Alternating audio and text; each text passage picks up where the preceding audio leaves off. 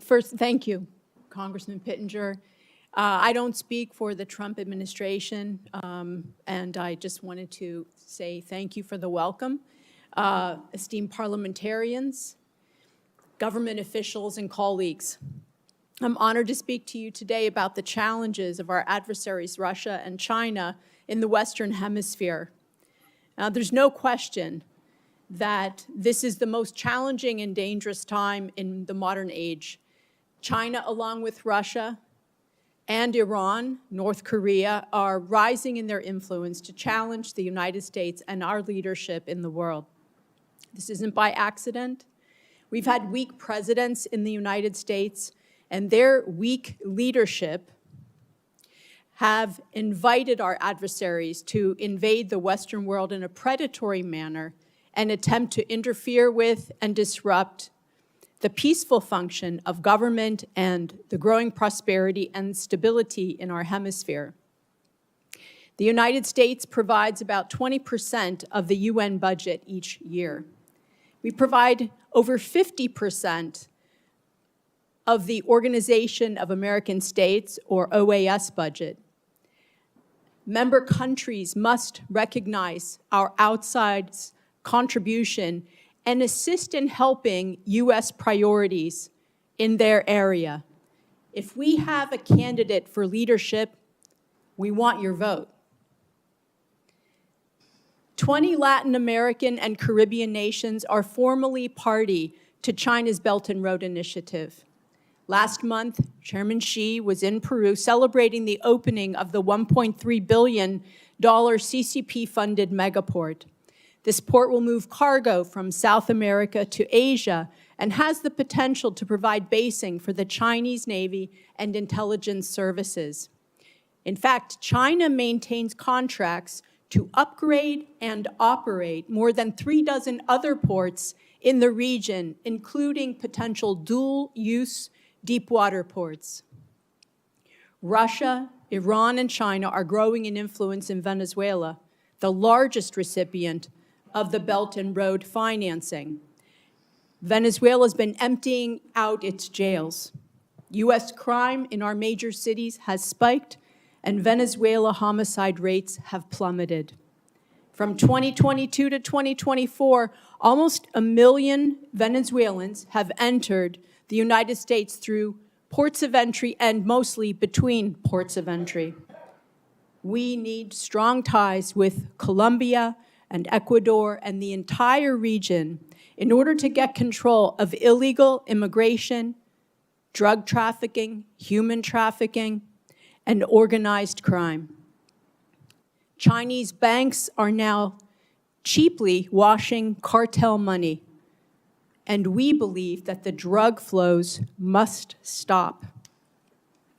China's role in the fentanyl crisis is undeniable. A recent House China Select Committee report revealed how subsidizing precursor chemicals shipped to Mexico allows Beijing to profit while tens of thousands of Americans die annually. Today, almost as many as died during World War II. Weak governance in Latin America, compounded by autocratic regimes in Venezuela, Cuba, and Nicaragua, enables these pipelines of destruction. These regimes not only sow chaos at home, but also empower criminal organizations like Venezuela's Tren de Aragua, driving migration and fueling violence that spills into American communities. Because President Trump was reelected in the recent US elections, there will be an end to the controlled and dangerous immigration to the United States from almost every country in the world. The United States borders will be secured. Reciprocal trade deals will be made. American workers will be treated with respect, and in many cases, manufacturing will be returned to the United States or nearshored from where it was outsourced. The American people delivered a resounding mandate to President Trump. Our allies in trade and security cooperation should be on notice that agreements will be reciprocal and on a level playing field. The United States will expect cooperation. In the security cooperation, nations will have to pull their own weight, and you'll have to invest in your own security and have a credible defense. The United States wants to be your trading partner of choice. Many of you have chosen China instead. We want strong economic ties and partnership with you, and we want a fair shake for our industry and manufacturers.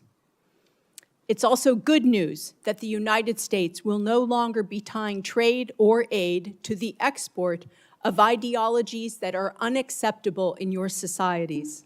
We will no longer try to jam cultural ideas from the left down the throat of your people.